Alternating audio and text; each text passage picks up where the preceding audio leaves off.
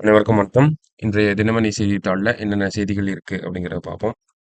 So முதல்ல பார்த்தோம்னா நமக்கு திருக்குறள். ஸோ இன்றைய திருக்குறள்ல என்ன சொல்றாங்கன்னா, "தேரான் பிறனைத் தெளிந்தான் வழிமுறை தீரா இடும்பை தரும்" அப்படின்னு சொல்றாங்க. "தேரான் பிறனைத் தெளிந்தான் வழிமுறை தீரா இடும்பை தரும்.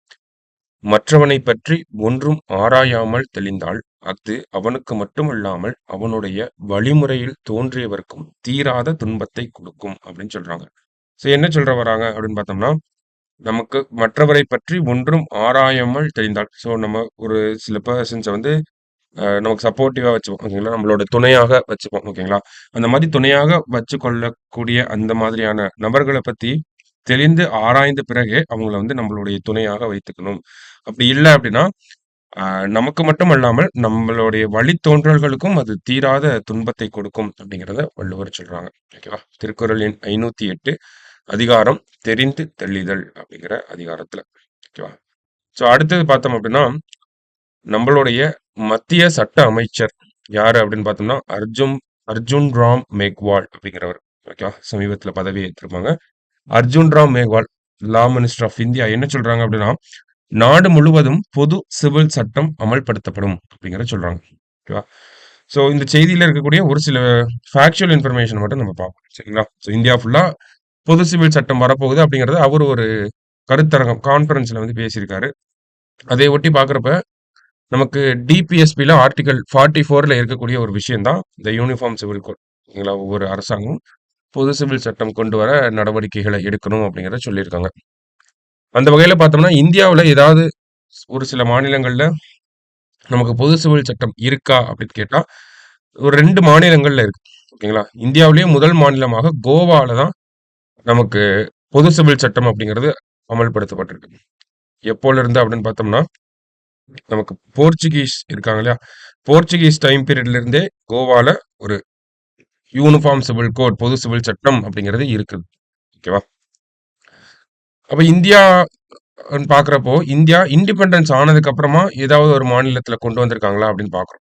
ஏன்னா போர்ச்சுகீஸ் டைம் பீரியட்லயே கோவால வந்துருச்சு. அப்ப இந்தியா இண்டிபெண்டன்ஸ் ஆனதுக்கு அப்புறமா எங்கேயாவது வந்திருக்கா அப்படின்னு பார்த்தோம்னா, வந்திருக்கு. எங்க அப்படின்னு பார்த்தோம்னா, உத்தரகாண்ட்ல ஒரு பொது சிவில் சட்டம் அமல்ல இருக்கு. ஓகேவா. உத்தரகாண்ட் பொது சிவில் சட்டம் அப்படின்னு சொல்றோம் நம்ம. அது சுதந்திர இந்தியாவில் முதல் மாநிலமாக பொது சிவில் சட்டத்தை நடைமுறைப்படுத்திய மாநிலம். First state in independent India to to bring about uniform civil code அப்படின்னு பார்த்தோம்னா, நமக்கு உத்தரகாண்ட் இருக்காங்க. ஓகேவா. எப்போ கொண்டு வந்திருப்பாங்க அப்படின்னு பார்த்தோம்னா, லாஸ்ட் இயர் 2023ல உத்தரகாண்ட்ல பொது சிவில் சட்டம் அப்படிங்கிறது அமல்படுத்தப்பட்டிருக்கு. ஓகேவா. ஸோ இப்போ இந்தியாவை பொறுத்த வரைக்கும் பார்க்குறப்ப 2 மாநிலங்கள். சுதந்திரத்துக்கு முன்னாடி கோவா, சுதந்திரத்துக்கு அப்புறமா வந்து நமக்கு உத்தரகாண்ட் அப்படிங்கிற மாநிலம். ஸோ நாடு முழுவதும் அடுத்தது பொது சிவில் சட்டம் அமல்படுத்தப்படும். அதற்கான திட்டங்கள் இருக்கு அப்படிங்கிறது தான் நம்மளுடைய சட்ட அமைச்சர் சொல்லியிருக்காங்க. மற்றபடி பார்த்தோம்னா, புதிய குற்றவியல் சட்டங்கள் ஜூலை 1 முதல் அமல் அப்படிங்கிறத பார்த்துருக்கோம். ஸோ இது நம்ம ஆல்ரெடி பார்த்த ஒரு விஷயமா தான் இருக்கு. என்ன அப்படின்னு பார்த்தோம்னா, இந்தியாவில் இருக்கக்கூடிய குற்றவியல் சட்டங்கள் பிரிட்டிஷ் காலத்துல வந்துச்சு அப்படின்னு சொல்லி அதை ரீப்ளேஸ் பண்றதுக்காக ஒரு 3 சட்டங்களை மத்திய அரசாங்கம் போன வருஷம் கொண்டு வந்திருந்தாங்க. ஸோ அது என்ன சட்டம் அப்படின்னு பார்த்தோம்னா, இந்திய தண்டனை சட்டம், இந்தியன் பீனல் கோட் அப்படின்னு சொல்றோம். அடுத்தது குற்றவியல் நடைமுறை சட்டம், கிரிமினல் ப்ரொசீஜர் கோட் அப்படிங்கிறது. அடுத்தது பார்த்தோம்னா, இந்திய சாட்சியங்கள் சட்டம் அப்படின்னு சொல்றாங்க, இந்தியன் எவிடன்ஸ் ஆக்ட். ஓகேவா. இந்த 3 சட்டங்களும் பிரிட்டிஷ் பீரியட்ல வந்தனால நமக்கு அதை ரீப்ளேஸ் பண்ணிட்டு இப்போ ஒரு 3 சட்டங்கள் போன வருஷம் நம்ம பாராளுமன்றத்துல கொண்டு வந்திருப்பாங்க. ஸோ என்னென்ன சட்டங்கள் அப்படின்னு பார்த்தோம்னா, பாரதிய நியாய சன்ஹிதா, பாரதிய நாகரிக் சுரக்ஷா சன்ஹிதா, அடுத்தது பாரதிய சாக்ஷிய அதீனியம் அப்படின்னு சொல்லக்கூடிய 3 சட்டங்கள். இந்தியன் எவிடன்ஸ் ஆக்டுக்கு பதிலாக பாரதிய சாக்ஷிய அதீனியம்.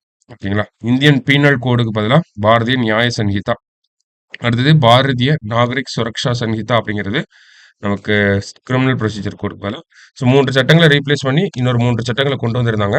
ஸோ இந்த 3 சட்டங்கள் எப்போ நடைமுறைக்கு வரும் அப்படிங்கிறது நமக்கு முக்கியம். எப்போல இருந்து அப்படின்னு பார்த்தோம்னா, ஜூலை 1, 2024ல இருந்து நடைமுறைக்கு வரும் அப்படிங்கிறத மத்திய அரசாங்கம் சொல்லியிருக்காங்க. முன்னாடியே சொன்ன ஒரு விஷயம் தான், ஜஸ்ட் ரீகால் மட்டும் தான் வந்து சரியா. ஸோ அடுத்ததா பார்க்குறப்ப நமக்கு முக்கிய செய்திகள்ல நமக்கு இந்த மிலிட்டரி எக்ஸசைஸ் ஒன்று நடந்திருக்கு. எங்க அப்படின்னு பார்த்தோம்னா, அமெரிக்காவோட அலாஸ்கால வந்து நடந்திருக்கு. ஸோ இந்தியாவும் அதில் பார்ட்டிசிபேட் பண்ணியிருக்காங்க. மிலிட்டரி எக்ஸசைஸ்ன்னு சொல்றப்ப ஏர்ஃபோர்ஸோட எக்ஸசைஸ் சரிங்களா. ஸோ அமெரிக்காவோட அலாஸ்கா மாகாணத்துல வந்து இந்த எக்ஸசைஸ் நடந்திருக்கு. எக்ஸசைஸோட பேர் என்ன அப்படின்னு பார்த்தோம்னா, செங்கொடி அப்படின்னு சொல்றாங்க தமிழ்ல. எக்ஸர்சைஸ் ரெட் ஃபிளாக் அப்படின்னு சொல்றாங்க. எக்ஸர்சைஸ் ரெட் ஃபிளாக் 2024 தான் எக்ஸர்சைஸ் பேரு. So India, America, Singapore, Britain, Netherlands, Germany இந்த மாதிரியான நாடுகளுடைய ஏர்ஃபோர்ஸ்லாம் வந்து பார்ட்டிசிபேட் பண்ணியிருக்காங்க. அதுல எதுக்காக இதை பார்க்கணும் அப்படின்னா, இந்தியாவோட ரஃபேல் ஜெட் வந்து ஃபர்ஸ்ட் ஒரு மிலிட்டரி எக்ஸசைஸ்ல பார்ட்டிசிபேட் பண்ணிருக்கு. அதுவும் இந்த ரெட் ஃபிளாக் அப்படிங்கிறதுல. ஓகேவா? இந்தியாவின் ரஃபேல் முதல் முறையாக பங்கேற்பு அப்படிங்கிறத கொடுத்துருக்காங்க தலைப்பிலே. ஸோ ரஃபேல் ஜெட்டை பொறுத்த வரைக்கும் அந்த போர் விமானங்களை பொறுத்த வரைக்கும் பார்த்தோம்னா, பிரான்ஸோட உதவியால தான் நமக்கு ரஃபேல் அப்படிங்கிறது வந்திருக்கு. ஓகேவா? ரஃபேல் அப்படிங்கிற அந்த விமானங்களை போர் விமானங்களை நம்ம ரஷ்யா கிட்ட இருந்து தான் பிரான்ஸ் கிட்ட இருந்து தான் வாங்குறோம். ஓகேவா? ரஃபேல் அப்படிங்கிறத நம்ம பிரான்ஸ் கிட்ட இருந்து தான் வாங்கியிருக்கோம். சரியா? ஸோ அதையும் தெரிஞ்சுக்கோங்க. எந்த எக்ஸசைஸ்ல பார்ட்டிசிபேட் பண்ணியிருக்கு அப்படிங்கிறதையும் நோட் பண்ணி வச்சுக்கோங்க. ஓகேவா? ஸோ மற்றபடி பார்த்தோம்னா, இன்னைக்கு நியூஸ் பேப்பர்ல இதெல்லாம் தான் முக்கியமான செய்திகளா இருந்துச்சு. ஓகேவா? ஸோ மீண்டும் நாளை செய்தித்தாள் வாசிப்பில் சந்திக்கலாம். நன்றி.